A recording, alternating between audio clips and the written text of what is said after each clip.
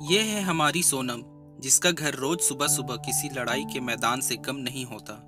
सास की तबीयत जब से ज्यादा खराब रहने लगी, तब से घर की सारी जिम्मेदारियां सोनम के ऊपर आ गई। बच्चा अभी छोटा था, सिर्फ 1 साल का, तो उसकी देखभाल, घर के सारे काम, सास की देखभाल, समय पर दवाइयाँ, समय पर खाना और यहाँ तक कि बाजार से सामान लाने की जिम्मेदारी भी सोनम की ही थी। रोज की तरह इस सुबह भी यही सब हो रहा था। सोनम, मेरी टाई कहाँ है? कब से ढूंढ रहा हूँ और अभी तक मेरी चाय नहीं लाई। सोनम आवाज लगाते हुए बोली, लाई जी, आपकी टाई वहीं ऊपर अलमारी में रखी है और आपकी चाय बना रही हूँ। पीयूष गुस्से में बोला, अभी तक बना रही हो? क्या कर रही थी सुबह से? जल्दी ऊपर आकर मेरी टाई निकालो, पता नहीं कहाँ रखी है। फिर ससुर जी आवाज लगाते हैं, बहू बेटा, मेरी चाय कहाँ है? आज बिना चाय के अखबार पढ़नी पड़ेगी क्या? अभी लाई पिताजी। फिर थोड़ी देर बाद सास आवाज देती है, बहू दूध का बर्तन देना तो जरा, दूध वाला आया है, मैं ले लेती हूँ। अरे माँ, आप क्यों उठकर आई? मैं जा ही रही थी लेने, आप चलिए कमरे में आराम करिए, मैं ले लूंगी। सास हार्ट पेशेंट थी और अभी कुछ दिन पहले ही उनका हार्ट अटैक आया था, तो डॉक्टर ने ज़्यादा से ज़्यादा आराम करने के लिए कहा था। इसलिए सास पहले की तरह बहू की मदद भी नहीं कर पाती थी। सोनम जब पीयूष से शादी करके आई थी, तो अपनी सास से हमेशा डरी डरी रहती थी। लेकिन सासू माँ के हंसमुख और सौम्य स्वभाव के कारण बहू का सास के प्रति डर खत्म हो गया और उसकी जगह प्रेम और मित्रता ने ले ली। वे दोनों सास और बहू कम और सहेलियां ज्यादा लगती थी। बहू ने भाग भाग कर सारे काम खत्म किए।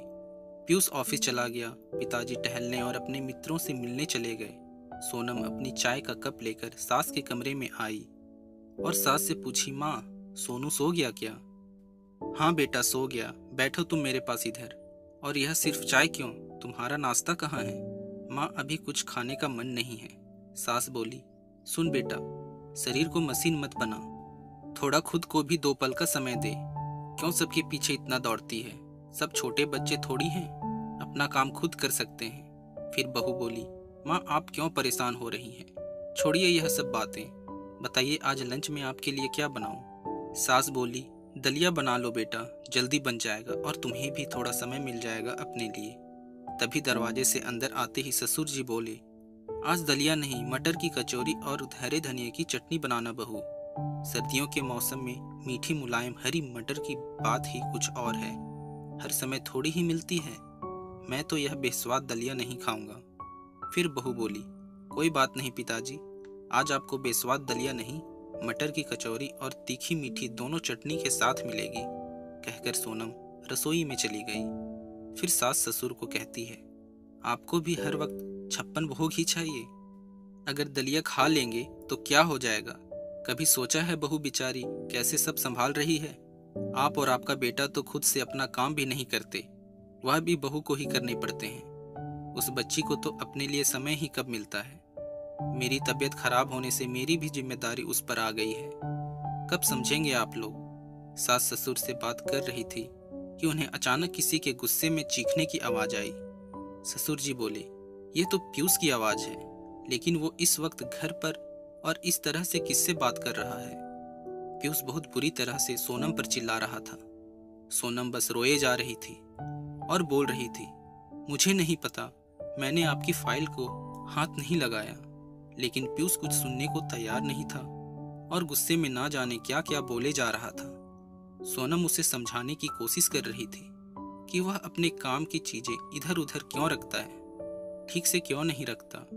इस बात से पीयूष का गुस्सा और भी ज्यादा हो गया और चिल्लाते हुए बोला, यह मेरा घर है, तुम्हारे पिता का नहीं।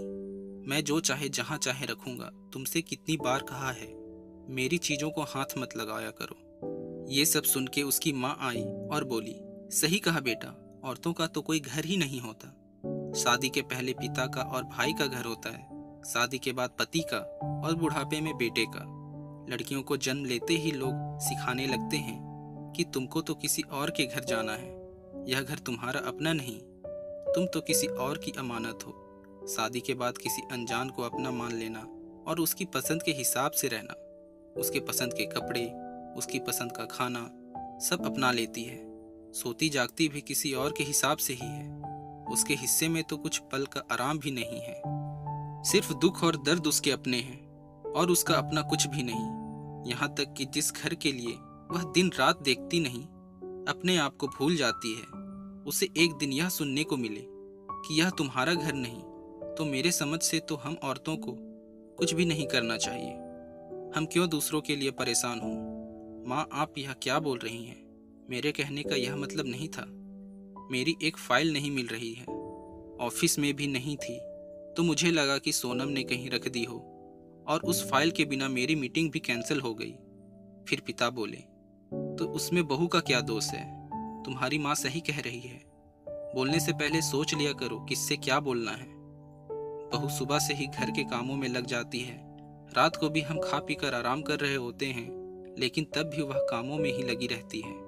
यहाँ तक कि अगर हमें पानी भी चाहिए तो हम खुद नहीं लेते, बल्कि बहू को आवाज़ लगा देते हैं, जैसे वह इंसान नहीं कोई मशीन हो। हम यह भी भूल जाते हैं कि जैसे हम किसी के गलत व्यवहार से दुख होता है, वैसे ही उसे भी होता होगा।